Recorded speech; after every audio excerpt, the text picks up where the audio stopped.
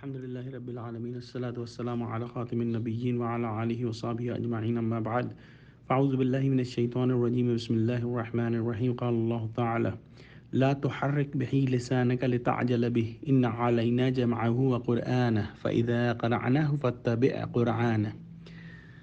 Translation: Do not move your tongue so fast to quickly learn the revelation.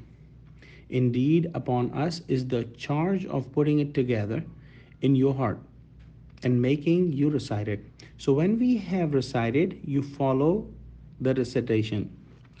Allah subhanahu wa ta'ala has clearly said in these ayahs that Quran has been arranged by Allah.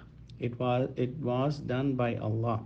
So from Surah Al-Fatiha to Surah Nas, each alphabet, each word, each ayah, each surah, everything is arranged by Allah subhanahu wa ta'ala. So our next discussion that we are doing right now is the arrangement and division of Quran. So there is no question about the arrangement. So let's talk about the division. And we know that Quran is divided and in multiple units. In the basic unit of Quran is ayat. The ayat is a specific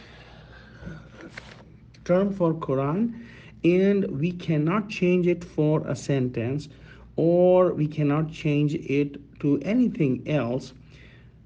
There is no rule of grammar that is changing the ayahs. There is no opinion of ulama that may change the ayah. Even the meanings will not change the ayah. It is only as per Prophet Muhammad sallallahu alaihi wasallam as he taught us. Like Alif Lam Mim is an ayah as Prophet told us. Sallallahu alaihi wasallam. Similarly, Wal Asr is an ayah, and Ayat al Kursi, which is about 10 sentences, is an ayah. The meaning of ayah is a sign. To understand this, think about a friend who might have given you a present 10 years ago and now he has moved to some other state and you are in some other state. But if you see that present, you will remember your friend just looking at that object. This is the concept you can use about ayahs, that Allah subhanahu wa ta'ala's love and Allah subhanahu wa ta'ala's connection is in our hearts. So when we read the ayahs of Allah subhanahu wa ta'ala, we directly connect to our Creator.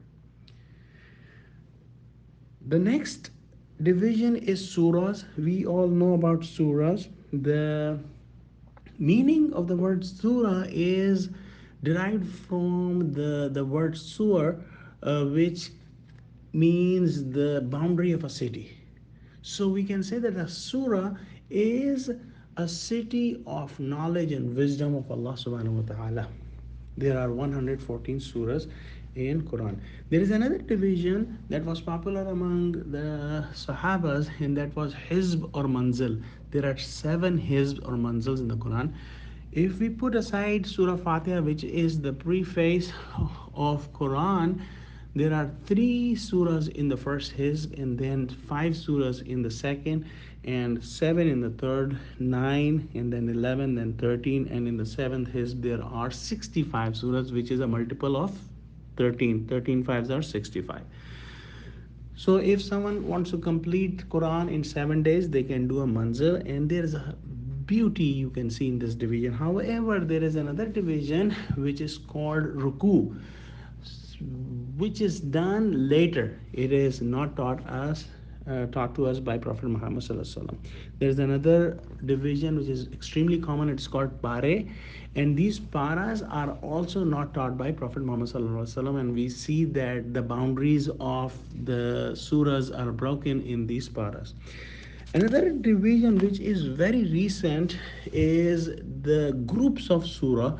And Maulana Hamiduddin Farahi worked on this very recently, and but we see that there is a very beautiful connection among different surahs of Quran, and we will talk about those very briefly. There are some pairs of surahs that complete the meaning of a subject, and we will also discuss about that.